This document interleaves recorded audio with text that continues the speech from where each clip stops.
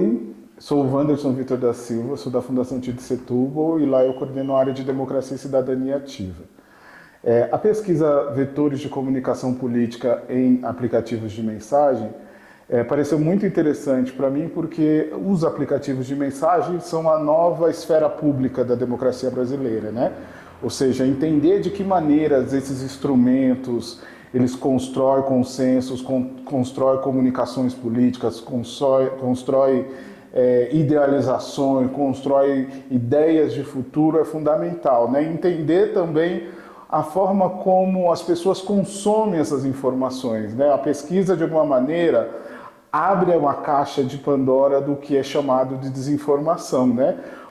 A pesquisa apresenta uma coisa interessante que é problematizar a ideia da desinformação, né? Eu acho que ela traz para uma dimensão que é a forma como os diferentes grupos sociais utilizam desses aplicativos de mensagem para expressar posições, para construir ideias políticas, para tentar fazer o convencimento político e como os agentes políticos, como partidos, os próprios candidatos, mas também entidades sociais como igrejas, sindicatos, grupos sociais, também utilizam dessa ferramenta para construir os seus seguidores ou os seus grupos de influência, né? Então é uma pesquisa que, de alguma maneira, traz para a gente novos cenários para entender como que as ferramentas de comunicação por mensagens elas constroem um novo padrão de esfera pública, né?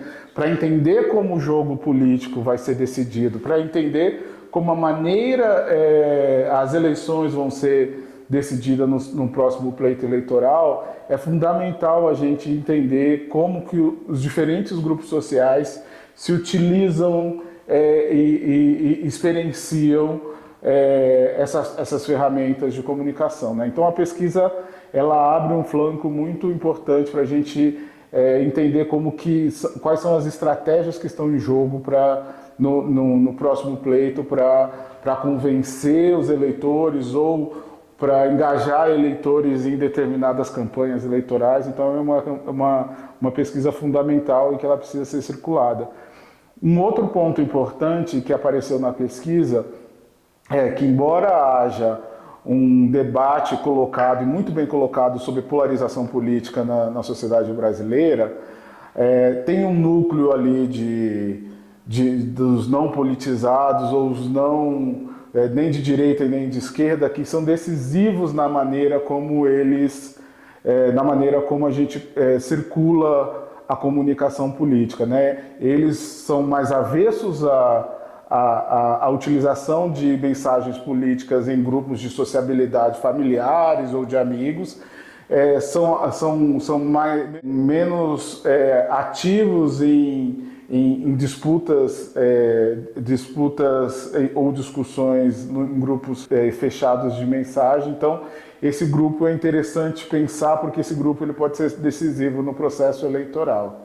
E, por fim, apareceu como uma questão importante também a estratégia de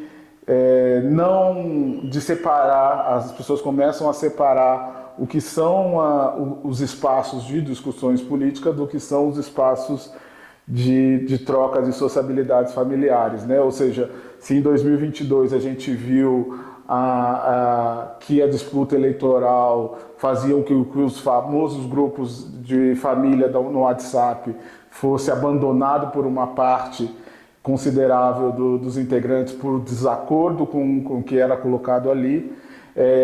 Nesse momento, o que a gente nessa pesquisa apresenta é que tem uma certa curva de aprendizagem que as pessoas estão começando a separar o que é o espaço de sociabilidade da família do que é o espaço de convencimento político ou de troca de informação sobre a política. Isso parece uma coisa muito interessante porque leva o dissenso político para um espaço específico, que é o espaço da deliberação sobre o sistema político ou sobre ideais do que seria uma boa sociedade, uma sociedade justa, uma sociedade eficiente. Então, eu acho que esse pode aparecer como uma sinalização interessante de uma curva de aprendizagem ali que a sociedade brasileira teve em não misturar os grupos de família com os grupos de discussão política.